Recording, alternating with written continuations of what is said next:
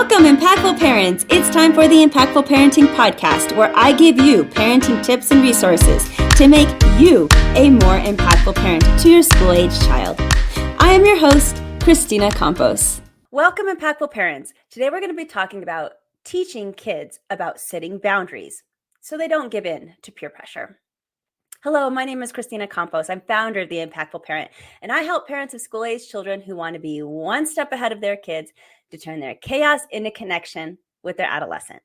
I'm a mom of four, a teacher that's taught every grade from preschool through high school, and today I help moms and dads like yourself to navigate that exhausting, confusing, frustrating, but rewarding world of parenting. So welcome to The Impactful Parent. And today I have my co-host with me, Rodrigo Bravo. Rodrigo is a co-parenting mediator out of the state of Texas. He's a parenting coach, and he is a dad of two boys. Rodrigo brings a perspective from a dad's point of view onto the Impactful Parent stage to give you even more expertise and an added perspective to our parenting topics. Thank you for being here, Rodrigo. Let's get started.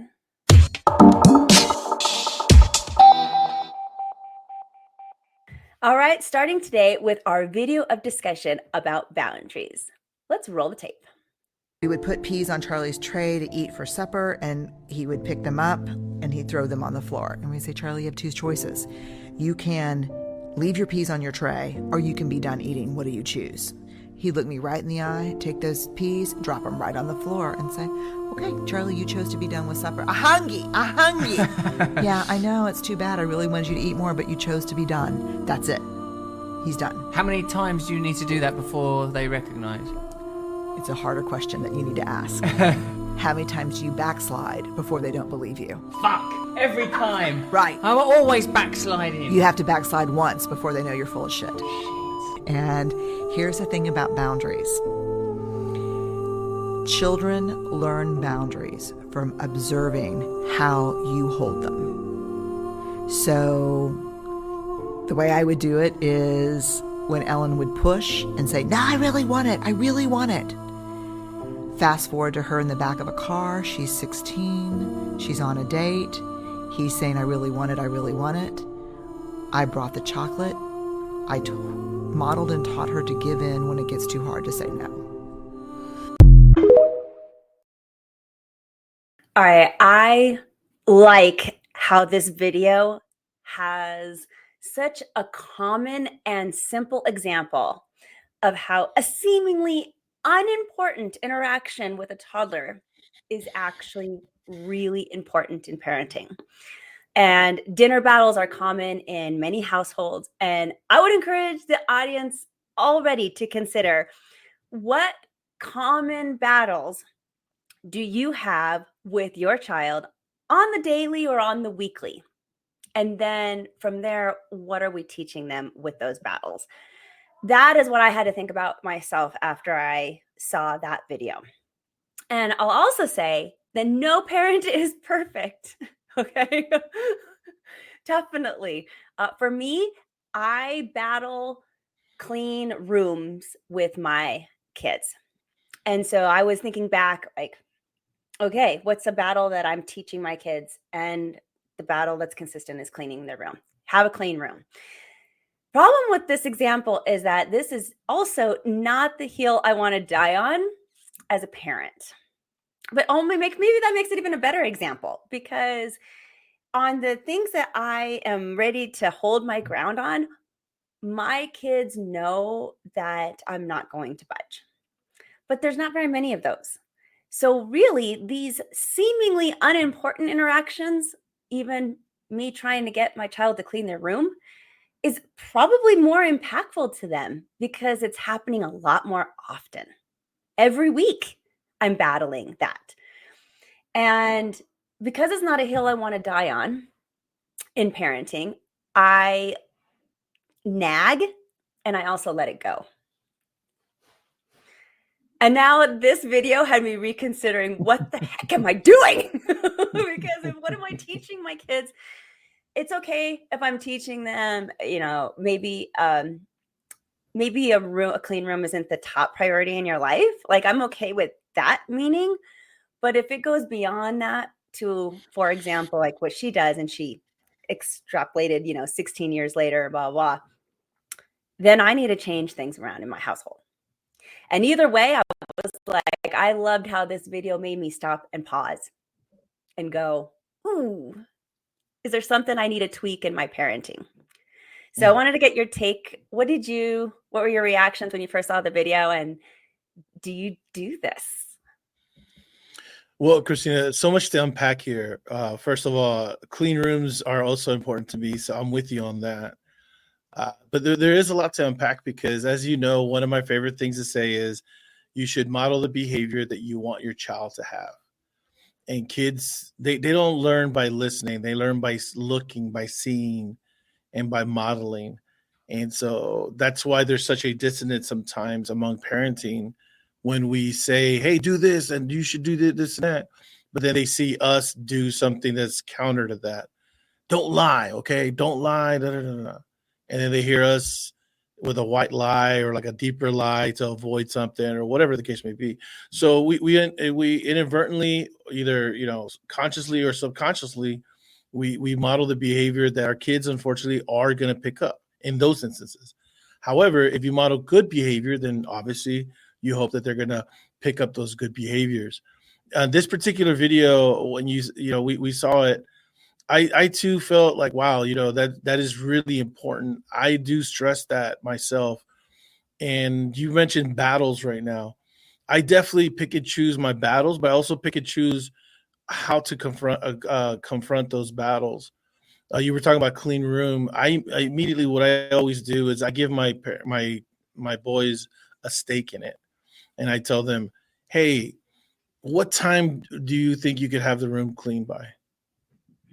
So now they have an investment in that choice. It's not just me coming over, clean your room, and No, they don't see it as a mandate. Now I've given them a choice. Now they're the ones that are telling me, hey, what's okay? Well, yeah, what time should I clean my room? Mm-hmm. And they're thinking about it, and they make the choice at what time. And they're the ones that put that. And then I hold them accountable to the choices that they make, as opposed to me telling them like 10 a.m. Maybe 10 a.m. was too early for them. I don't know. I just want the room cleaned. Does it need to be clean right there and right there? No. Now if somebody's coming over, then yes, I'll make that mandate. And I think they understand that. They're like, hey, dad didn't give me a choice this time, so it's super important. As opposed to if I constantly said that, they'll decrease the level of the urgency behind that. So that's one way that we can, help them with that. But I do believe that what the video is presenting is really important, because when we back down as parents, we inadvertently show that we're not serious about what we're talking about. So you have to be very mindful about what you're talking about and what you're trying to have your child understand. Does that make sense, Christina? Like, No, it making sure that, absolutely does. Yeah. And that's the point. It's so we don't always have that top of mind. And it's so important to know that these little things matter because they're sending messages. Everything we do send is a message. Yes. What my mentor of mine once told me, how you do anything is how you do everything. Yeah, that's great. And I love that, because that puts you on your toes at all times. And you just mentioned right now, your kids are always watching you. They're always observing you, and whatever you do and you rationalize and make it seem like it's okay, they're going to do the same thing. So it's important that we don't. She states, how many times can a parent backslide, give in, change your mind, whatever, before a child realizes that you're full of shit? And she says, once. Do you agree with that? I agree, depending on the urgency of that backslide. If there's new information that arrives to your decision that you have to consider, I think it's okay. If nothing has changed, then absolutely, by all means, if you've decided to make this the hill that you plant your flag, you gotta hold the ground. You gotta Game of Thrones reference. Hold the door, okay? Because your kids will see that. Your kids will see, and I'm gonna be honest with you, like that particular moment about eating, I'm a little bit more laissez-faire about eating. I understand there's preferences. I have preferences too. And so I'm not going to force myself to eat something just because it's on my plate. If there's peas I hate peas, by the way. I they are disgusting to me. I don't know.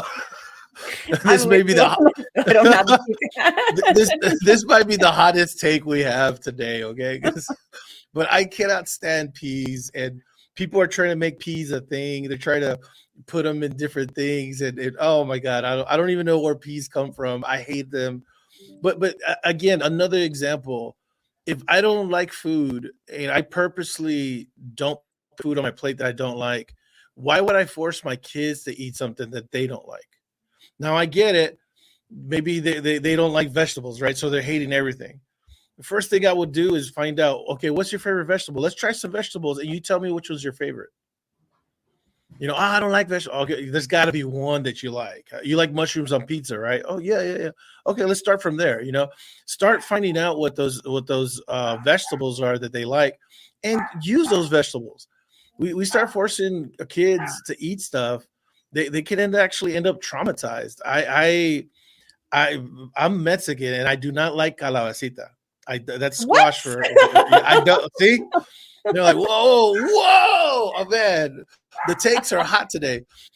No, but I was traumatized because an aunt of mine forced me to eat a plate of calabacita, and it took 5 hours. 5 hours. I was in Mexico. It's a long story, but bottom line was she forced me to eat that, and that just created this trauma that I cannot eat calabacita. Now I've made a little bit of inroads, like with pozole, and if there's a piece there, but I definitely avoid it. If it's on the menu or somebody's serving it, I don't get it. I don't taste it, nothing like that, because I have such a strong reaction from that. And so, anyways, going back to our kids, I would feel that on food items, choices of entertainment, all kinds of different things, there should be some leeway where your kid actually has a choice in that. I don't feel like those are urgent matters. Now, if we're talking about something urgent, then yes, I definitely feel you got to stand the line. You got to say, like, look, this is not acceptable. I don't. What's one line for you, Christina, that you say like, hey, you cannot cross this line. It is unacceptable. That you will hold the line and you'll plant the flag there. What is one thing? And I'm talking about like serious stuff or non-serious stuff. But what's one thing for you? Yeah, when my kids were smaller, it was crossing the street alone. Like I just, Mm, put my gauntlet down. It was like you yes. cannot cross the street alone when you're there. And Now parking lots, right? In parking right, yeah, lots. like parking lots, we Yes, hold yes, hands. yes, Yeah, yes. there are certain rules, and most of those, like, I want to die on this hill type of things, were all around safety. And I would say even as old, my kids are now older. It's still the same thing. Like, I want to know if you have a social media account, and that's going to be a hill that I'm going to, like, no secret stuff in the back, and things like that. But it's around safety. That's my bottom line usually. No, and I think that's great. I when I coach my parents when we're talking about the differences in households, I always create kind of an alliance based on rules, common rules, and I ask one parent, "Hey, what are the rules of your house?" I'm not saying like they got to be finite, but let's do that, and then let's do this, and then combine the rules and see where there's ground. And a lot of it is social media. And the parents are saying like, no, if you're gonna be on social media, I need to know, the count, and then sometimes the password or something like that, whatever, right? But the whole point is it's built around safety, and I think our job as parents, especially at the very beginning, is to provide that safety, right? Provide that comfort and that security for our kids because they can't make good decisions at that point, you know. And so I think those are great hills. Those are great great areas where you don't backslide, where you don't slip. For example, I tell my boys like, be honest with me. Mhm. I'm honest with you. I'm always going to be there for you. And every time that there's been a slip up or something, recently, for example, my son decided just to go from San Antonio to Houston on a trip. I let him. I'm confident that he can do that. He's done it plenty of times, but he did it without telling me. And he told me, and he says, "Hey, Dad, I'm in Houston, and I came to visit my mom, and other stuff." And I let him have his moment. I just said, "Okay." I didn't want to rain on his parade at that point. He was here. He was, this and that. And then I said, "Okay, just call me later." And then he called me again, but he was busy with. I said, "Look, give me 10 minutes in the morning. Call me tomorrow. We'll talk." And he's like, "Is everything okay?" I go, "Yeah, I just need to talk to you. That's all." And in the morning, I told him, I straight up told him, I said, "Dude, I'm super disappointed in you right now. Like, I really, the one thing I need you to do is be honest with me about what you're doing, because if something happens to you, I'm going to take care of you. But I can't take care of you if I don't know where you're at. I'm not over here checking the phone, seeing where you're at, and like constantly, I don't micromanage at all, man. You know that because you've been out and about. I don't say nothing. But if you're taking a trip, you got to tell me so that I understand, like, okay, my son's on a trip. I'm going to, like make sure he's okay, check up on him. If he takes too long in one particular spot, maybe he has a flat, maybe, whatever the case may be." And I told him, and I said, "Don't let this happen again. If you let this happen again, it's going to create a big erosion of trust." And my son said, "You're right, Dad. I'm so sorry," and this and that. And so for me, it's super important. I don't even care if, like, they do other stuff that maybe other parents would be a little anti. To me, that's one hill that I super will die on. I said, "You got to let me know where you're at." My oldest son, Rodrigo, he's 23 now, or about to be 23 at the end of the month. He has his own level of autonomy, right? But I still tell him, "Hey, when you're out and about, when you're doing something, let me know. Just let me know if you're planning something big. If you need some help, go ahead and let me know." Blah blah blah blah. And so I think we need to make sure that we give the appropriate level of urgency and importance to things that we're willing to put a stake in. And then other things, I'm not saying that we necessarily need to compromise or kind of let things go or whatnot.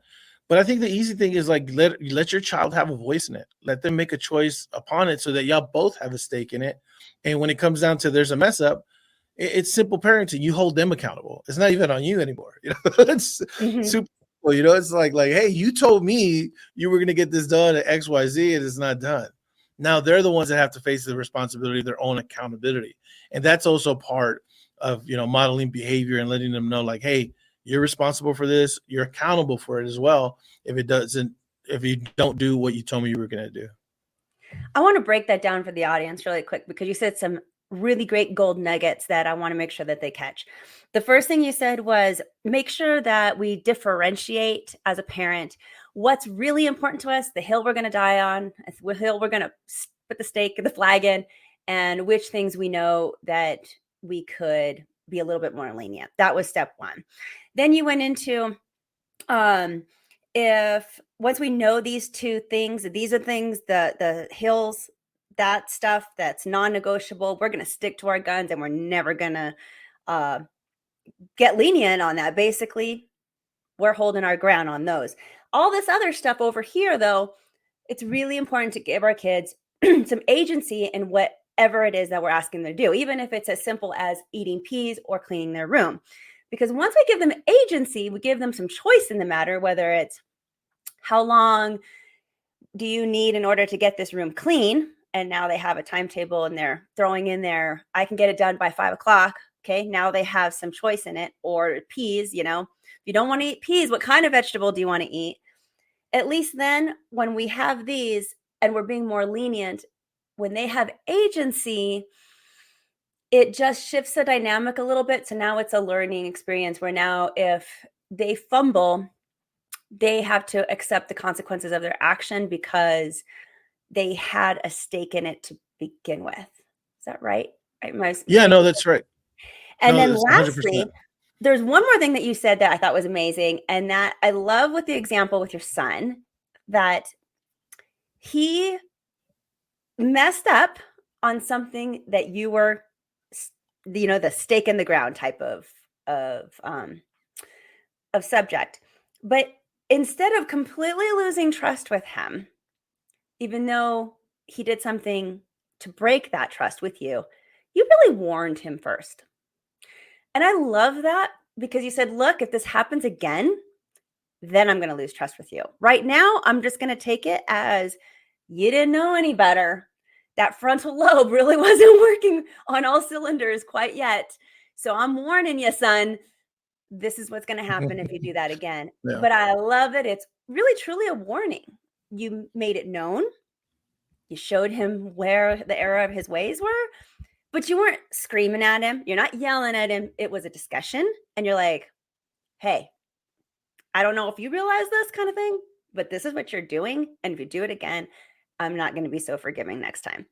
And I just like that approach, which I think just should be commended and role modeled by many more parents, because we get so emotional about our kid breaking one of our stake in the ground boundaries that a lot of times our emotions just get, they overtake us. Now we're yelling at our kid, and now we're telling them, I can't trust you anymore.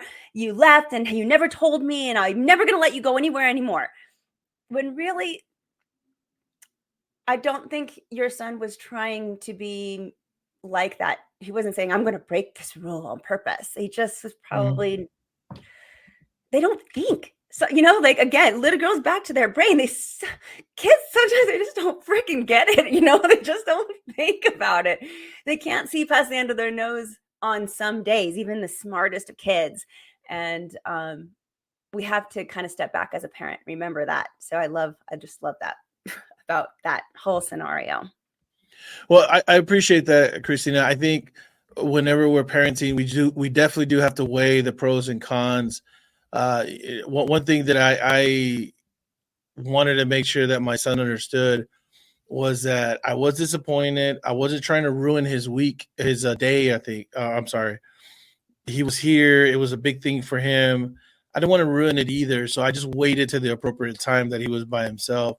I think, and I need to point that out, because I think a lot of parents make that mistake and prioritize that anger, prioritize that transgression above whatever else is going on.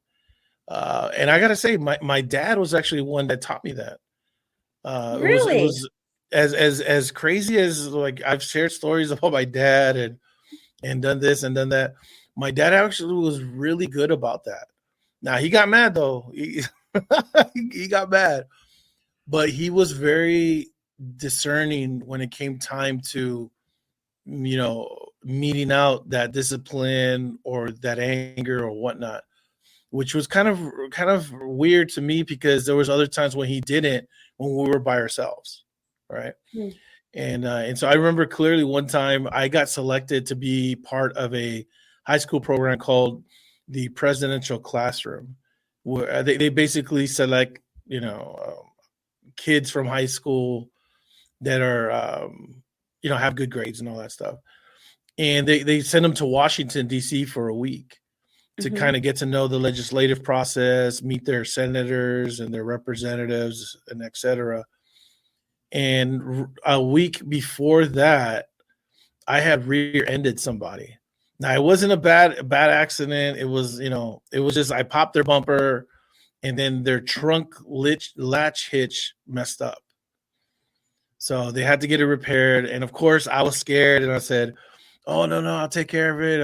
Let me let me get your information. This and that." And the gentleman was really kind. He wasn't, he could tell that I was a kid, this, and it goes, "Should we call your parents?" I said, "No, I would really appreciate it if I could just handle this myself." And I said, "Okay, And so I gave him my information, and then I had the trip the next week. So I kind of blew it off. I was hoping to be able to take care of it the next week. The gentleman, he called my dad. He looked up my name. He looked up, and he was able to find that it was my dad.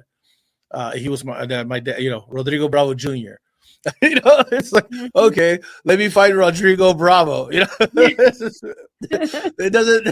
doesn't take Inspector Gadget to figure that one out, right? And my dad has a construction company, so I mean, it's out there, right? And so my dad calls me. It was Wednesday. It was the middle of the week. I'm having a great time, and my dad goes, "Okay, well, that's good, Mijo. I'm glad you're having a great time. Okay, I'll talk to you later." And there was this tone to it. And I said, "Oh man, something's up. Something." And then I immediately was like, "Oh no, it's the accident." But my dad didn't say anything. And I still had that little anxiety, but at least he didn't get mad at me. At least this and that. And so I just, I was like, okay, I'm just gonna enjoy the week. Sure enough, I get to the airport. He picks me up. First thing he tells me, "¿Qué chingados pasó?" So it was like, yeah. And of course, I broke my dad's trust. Yeah, that didn't bode well for me afterwards. But the whole point is finding the time and place, and I think it is important that if our kids are having a little bit of joy, the right type of joy, right? I'm not saying like your kid's high and you're gonna wait till like they enjoy their high and then you're gonna get mad at them. No, I get it. That's moment. Let's move, right? But if they make a mistake or something and there's a certain moment there, especially in front of other people, I would say let it ride, if you can, and then get with them on a personal level, on a private level. And I think that's also part of showing them, again, what the video is telling us, right? About modeling that behavior and showing them the ability to make right choices, that they don't have to blow up in public, that they don't have to make a scene to get their point across, that we're in control of our emotions, and that we understand, like, hey, I'm angry, but I don't have to express this anger right now. I'll express it at a more appropriate time. I think those are great qualities to show your kids and to tell them, like, hey, this is an important part of growing up, is managing your emotions and knowing when to display, when to do this, when to do that. And again, it goes back to modeling that behavior. But Rodrigo, we are now raised in a culture where we feel like we have to say yes to everything. Okay. Mm. And we teach kids that everyone needs to be included. Everyone needs to participate. Everyone even needs to get a ribbon. So, do you feel like it's okay for kids to say to another kid, I don't want to be your friend, and make those kind of boundaries that this video is talking about? So beyond even role modeling those right choices, teaching our kids how to make boundaries so they don't end up in the car with the 16-year-old girl. My take on this would actually be like, yes, I think it's okay for, there's certain times when my child it'd be appropriate for say, I don't want to be your friend right now. If obviously that other person's maybe a bad influence or holding them back in some way. But I don't feel like it's acceptable anymore for my child to be able to say those things. I want them to be able to say it, but I don't know if it's acceptable. And they just don't, kids are not allowed to say no anymore. And that whole concept really worries me. I gotta be honest. I gotta be honest with you. My kid says no all the time. Do they? Oh yeah. My kid, my especially my youngest. Well, my oldest too, but my youngest, he has quite a level of autonomy that he knows. Hey, no, no means no, and he's. We've talked about this before. He's very respectful. He respects, women. He doesn't go around trying to be this guy, forcing things and trying to be everybody's friend, nor does he want all his friends, nor does he make friends with everybody. I think what you're hinting at, and I think it is troublesome, is that we're moving towards an area where we have to accept everything. I'm very inclusive on everything that we do. I'm a super advocate of various causes, of various alliances. But that doesn't mean that I understand everything. It doesn't also mean that I necessarily need to understand everything. There's a kind of a maybe a dissonance that occurs within people, that when you accept something, is that it means that you also are quote unquote okay with it, and that you understand it, and that you advocate it. I think there's a difference there, and if we allow people to be who they are, there's nothing wrong with that, and for folks to necessarily say like, oh, I got to agree with this and agree with that. I don't really think that's, really the issue. The issue is that when we accept folks, we should be able to accept folks and just handle that and say like, hey, they're able to live their lives. Hey, if that person wants to do XYZ, okay, let them do that. Do I need to be their friend? I'm not really, but hey, if they want to do that, that's fine. You're talking more about like the example that they had where people are doing maybe, nefarious things, illegal things, criminal things. And I absolutely agree with you. I don't think our kids should have to be inclusive to the point that people are just going to be, kind of running them over or doing things that they don't necessarily agree with. I think it's important that we do give them that autonomy because it's an important life skill for them to be able to discern when it's appropriate and when it's not appropriate. I don't, with your kids, Christina, do you often feel as if they're pressured to be friends with people? Is that I what you're do. noticing? I do. And they go to smaller schools, I will say that. So I feel Yeah. like it's more prominent in the smaller schools because there's just more eyes. I don't know. There's Mm. more, they don't want any kid to be left out. So they want everybody to get along and all the things. But what I'm thinking is why maybe my kids have trouble saying no and your kids find it so much easier. It might come from our households too. Like, I think my kids have a hard time saying no to me. And it doesn't sound like your kids have a hard time saying no to you at all, which is awesome. But No, no, and no. yeah, and my kids, I don't know, And it's there's always like, something no, about it. dad, no, dad, They no, don't want dad. to disappoint You're me. not young anymore. Don't say that. That's not cool, Yeah. dad. You can't say mid, dad. You can't say mid. I was like, well, mid. But it's What's so wrong with me saying important. mid? Anyways, When we tell our kids that it's okay to say no, we give them permission to create boundaries yes. that they feel are best for themselves. And so it's it's so important. Oh my gosh, I mean that's so important. But it starts with us in the home. We can't be the exception to the no rule. If they have to learn how to be comfortable saying no to us so they can feel comfortable saying no to everybody else outside of the house. Yes. Now, Yes. this makes teaching boundaries way more difficult for parents though, because now we have kids that are saying no to us and we have to figure out how to navigate that. Well, and especially for like you and me that we grew up in, Latino families. I know that in a lot of families out there, especially in Black and Brown communities, that hierarchy is respected, still respected, right? It didn't matter what our elders said. You had to respect it, and you can't say no. You got to do what they say or else. And so for us coming from that background, it's especially difficult because not only do we have to fight that, we have to encourage the opposite and then let our kids kind of, I don't want to say talk to us or talk back to us, but giving them an agency that we didn't experience and giving them an agency that does make us feel uncomfortable. And I think that's a great point that you're bringing up, Christina, that we do have to be comfortable with being uncomfortable and make sure that, hey, maybe I didn't grow up this way, but there's a better way. And it doesn't necessarily have to be reflective of the way I was raised.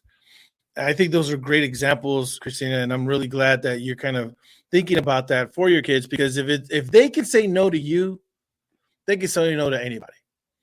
And Yeah. that's really the point. If they're able to and remember, you have complete authority over them. And I have complete authority. Well, my kids are older now, right? 2023. But I have authority over them. So if they're comfortable saying no to me, I hope that they're able to say no to somebody that has less authority, but is maybe putting them in a compromising or just straight up bad position. I don't want my kids to be yes to everything. They have to learn how to make these kind of boundaries. And teaching kids how to make boundaries, other than teaching them how to say no to you in a respectful way, like no thank you and standing their ground. And there is ways that you can teach your kids how to say no. I think there's other mistakes that parents make that I want to talk about so that people can listen to this episode and go, okay, oh, maybe I do that. And they can tweak something a little bit, just better parenting. So one of the mistakes I think a lot of parents make in teaching kids how to make these kind of boundaries is being too controlling. They're over dictating what boundaries children should set and can prevent kids from learning how to identify and establish their own boundaries because we're just saying, nope, you need to say no to that. And we're like telling them what they need to say no to and what they can say yes to. And this will just lead to rebellion a lot because we're just being way too controlling as parents. Another common mistake I think parents make in this is neglecting emotional boundaries. Like parents focus too much on physical boundaries, like personal space, and then never teach anything about emotional boundaries that help kids manage their feelings and their relationships and their mental well-being. I don't know, Rodrigo, have you even thought about that when you were raising your boys, about how do you teach them to uphold emotional boundaries? That's tough. That's a great question, Christina. It was really difficult when I was young, as a young parent, because we all learn how to parent on the fly, right? We could buy books and this and that, but I particularly wasn't in a good state to be a young parent. Honestly, I was still very immature, running around, different relationships, etc. So forth. Growing older though, and understanding my personal growth, I think the most important thing that I could show my kids was really how I handled my emotions. As I mentioned earlier, knowing when to be angry, when to do this, when to express yourself, etc. Knowing and understanding what those boundaries are and showing my kids how I handle those was really the best way to show them how to handle those emotions. And that's just in general. I remember, especially, a good contrast would be when I was young, a young dad, and I would see my boys, I would miss them, and I would cry and I would miss them, and this and that. And it would kind of tell them, like, okay, is that okay? Is everything all right? And does dad do anything else? And it creates this kind of unsettling feeling for them, that dad can't control their emotions. So what happens to them? They start getting anxiety. They don't know how to handle emotions. Maybe they overreact. And so I started kind of coming to terms with that and saying, like, yeah, I can't be that way. So now, especially when I went through my mental health journey, it's a game changer, and they see how I react to situations. I'm calm. I'm reflective. I think logically. I try not to get emotionally hijacked. My boys are young. I see them go through the same things that I did when I was younger. And I tell them, like, hey, you got to relax, and, road rage, my oldest, he's a little road rager sometimes. Go, oh my God, this person. And when they see me drive, they see me, I drive like a grandpa. I'm chill. If I got to drive fast, I will drive fast, but I don't get mad. I control my situation. I think really that's the best thing that we can do to show our kids emotional control, emotional stability, is by being that ourselves. Now, of course, that's difficult if we haven't handled our own emotions ourselves. I'm a big advocate of mental health, mental wellness. Mental health is mental wealth. I mean, you got to make sure that you handle that, because if you can't help yourself, it's going to be super hard to help others. So I'm always encouraging folks that if they feel like they need, some type of counseling or therapy, or like something's weighing on them or whatnot, there's a lot of licensed professional counselors out there. They have great toolkits and they can talk you through things and help you control your emotions, help you with whatever you're going through, so that then you can be a great parent and show your kids how you handle that. And in fact, I'll end right here. Me going through counseling really showed my kids, like, dang, dad's going through counseling.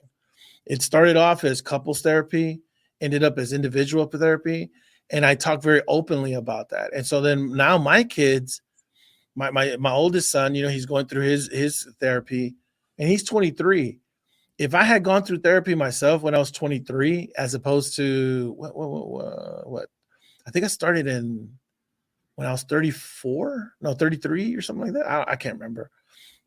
If I had that big, oh my God, I don't know. I don't know. Maybe president of the United States. I mean, I was going to say, think of all the things that could have been. Yeah, right. If only I had got into mental health earlier. But seriously, my son's doing that now.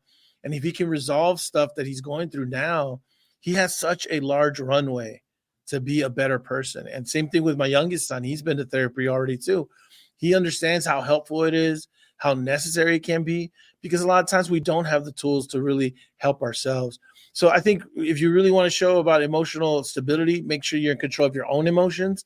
And if you don't have control of your emotions, figure out why, and maybe, go down that route and help yourself first.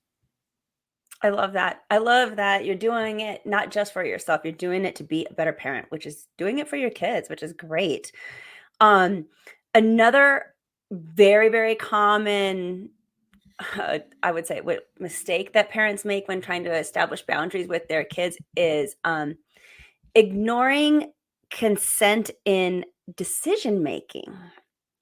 And this comes from making decisions for children without involving them at all. And so Mm. many times parents do this. We just make choices for our kids. But really, getting their consent can teach kids that their boundaries matter, right? Like, how is this going to be great for you? People should ask you how you feel about it before you get involved. And I think that's a super easy one that so many parents can change. And yet we do it all the time. We just make choices for our kids. You're going to go to this school. You're going to do this at this time. Even clean your room right now. You're making choices for your kids and not allowing them to have that agency. So I think that's a small little tweak a lot of parents can do. Another one would be punishing boundary setting. And so our kids finally set the boundary and then we punish them for it unintentionally. We discourage their boundaries because maybe it's inconvenient for us, or our children are asserting themselves and now we feel like they're being rebellious.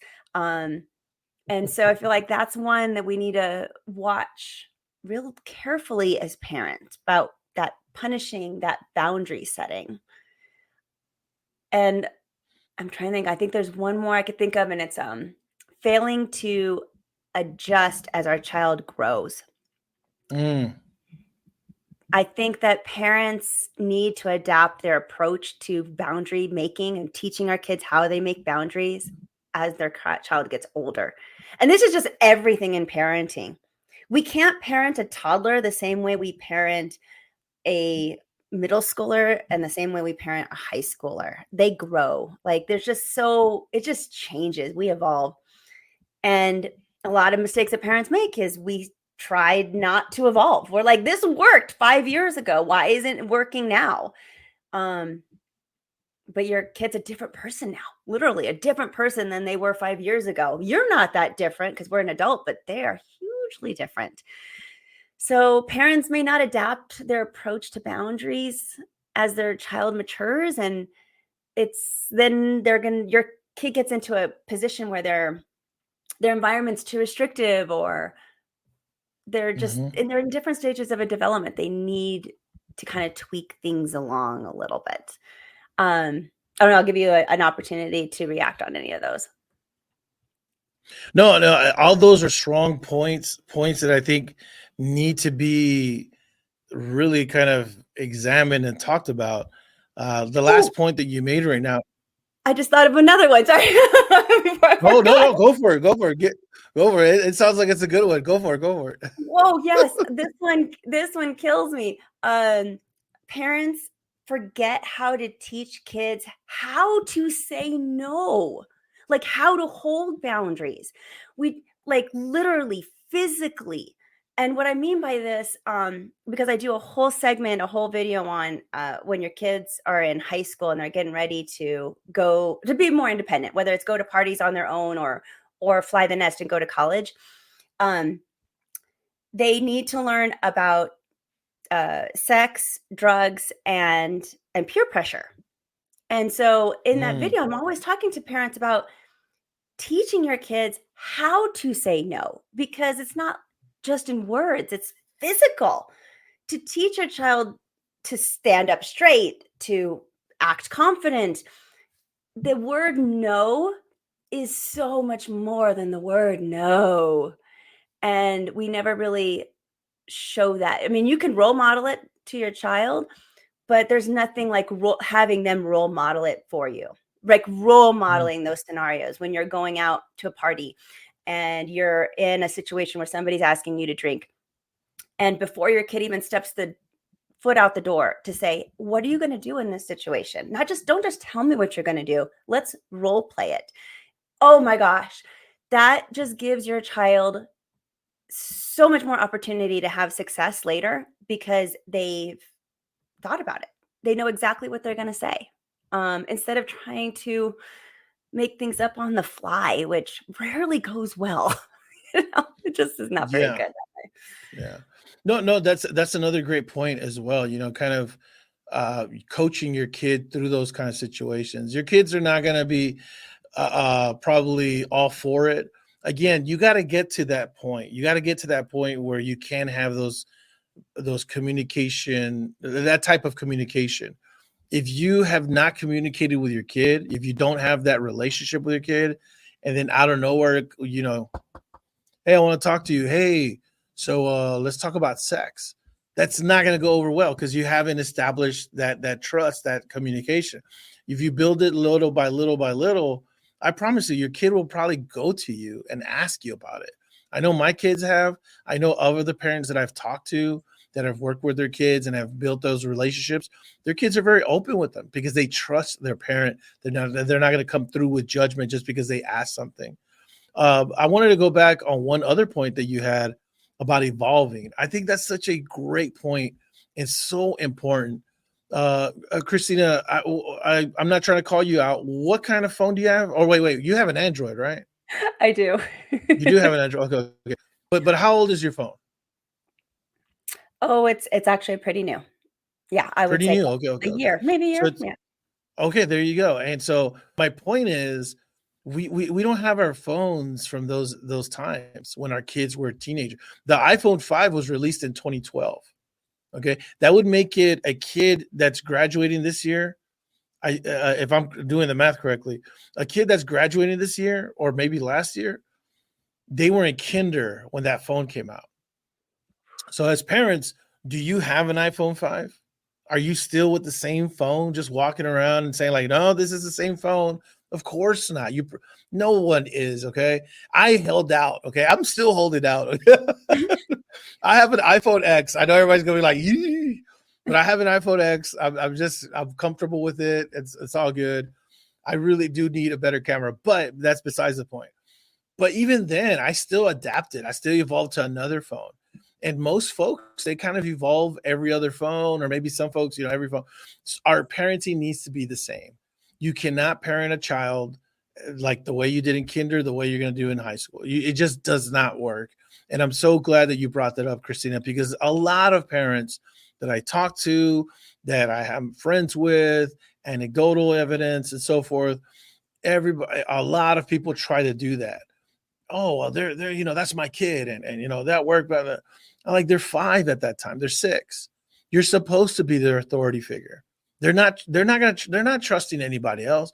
But by the time they're in high school, that authority figure is starting to lessen, and now they're starting to get influenced by other figures. That's where you need to really work on that. And I'm not saying like you got to be a friend. You want to be your kid's friend, but that's not the goal. The goal, though, is to establish communication and making sure that they understand and that they trust you. That if something bad happens or they have a question, that you're the one they ask for advice, that you're the one they come and talk to, not their little friend, that they share, fifth period with, and they ask them a question, and he's like, this is what you got to do, and blah blah blah. Nah, man, that's not. You don't want your kid doing that. You don't want your kid asking some other parent or some other adult that doesn't know your kid. It doesn't have that experience. So build that relationship, create that communication with them so that they trust you and that you can show them what borders are and what boundaries are. Last point that I'll make very briefly. You said this earlier as well, Christina. I think it's really critical that we do give our kids that agency, let them make those choices. And honestly, on little things, I would even say let them bump their head a couple times. Let them understand the gravity of and the consequences of their choices. Obviously, you're not going to let them just go drink and drive. That's stupid. No, I'm not saying anything like that, right? But maybe, they have an important thing to do or not so important thing, but they want to go to a movie, right? And you don't stress them about it. And they're like, hey, it's 5:00. We got to go. You don't say anything. And now they're late to the movie and this and that. Now they understand, like, hey, I was going by your clock. You're the one that wanted to, wait to the very last minute, and now you missed part of the movie. That's not a big consequence, but it's a consequence nonetheless. And they understand that if they had agency in that choice, that they're responsible for that choice and they're responsible for that shortcoming. That's a bigger lesson, and that's a greater lesson for themselves and improving their decision-making capabilities if we show them, like, hey, there's consequences to the decisions that you make. I want to end by asking you, what do you think is either the most difficult thing about teaching your child how to have boundaries, or what was the more difficult thing for you as you're now toward the end of this journey of parenting? You got, your kids are older. They're old enough to be out of your house, even though they're not quite yet. Through your journey, what was something that you remember that was hard for you? I think when you mentioned we were talking about the emotional control, I think that's definitely the hardest. We don't really understand the pain that we're going through until we fix it. We're so subconsciously doing things that we don't even understand ourselves until we go through our mental health journey. I know that for myself, growing up as a young parent, I hadn't resolved some of those things. So what did I end up doing? I ended up doing a lot of things that I didn't want to do subconsciously because I hadn't fixed that. Or conversely, I overcompensated. So for example, like my dad was, the tough guy, right? And never showed emotion and this and that. Maybe I showed too much emotion, where it's like I didn't have control of my emotions.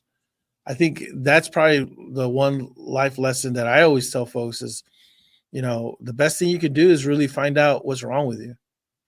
It sounds crazy, but if we don't do that, then we're going to keep repeating these same mistakes and we're going to keep doing things. And unfortunately, you may even end up hurting other people during that process.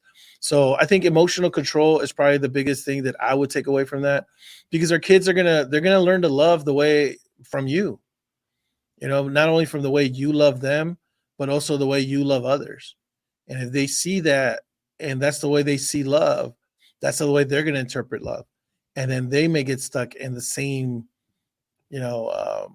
issues that maybe you have if you haven't resolved that. And that goes back to, therapy and stuff. We were talking about this in the last episode too. Remember, Christina, where we were talking about emotional control and love and how our childhood really affects when we grow up. That is so key. And I think it's so important that we do that as parents, because it really does translate 100% to boundaries. And if our kids see that we can't control our own boundaries, well, guess what? Our kids are not going to control their own boundaries either. And I'm positive that every parent out there loves their kid and wants their kid to, A, respect boundaries, but also B, uphold their own boundaries so that they're not in a position where they have to compromise themselves. Thank you for being here today. If you would like to reach out to Rodrigo Bravo for his co-parenting mediation and coaching services, you can email him at rodrigobravo.jr@gmail.com.